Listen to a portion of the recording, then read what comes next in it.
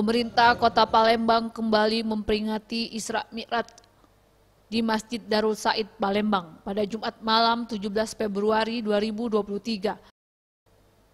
Hadir Wali Kota Palembang Harno Joyo yang diwakili Kepala Bagian Kesejahteraan Rakyat Kota Palembang, dan hadir juga Gubernur Sumatera Selatan yang diwakili Asisten 3 Pemerintah Provinsi Sumatera Selatan dan menghadirkan penceramah Ustadz Solihin Hasibuan.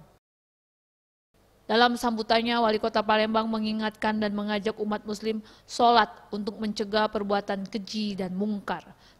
Peristiwa yang agung, yakni perjalanan Nabi Muhammad SAW dari Masjidil Haram ke Masjidil Aqsa dilanjutkan ke Sidratul Muntaha.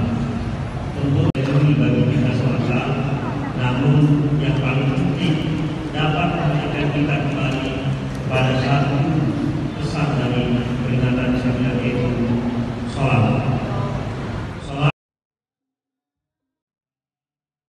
Tim Liputan Sriwijaya TV.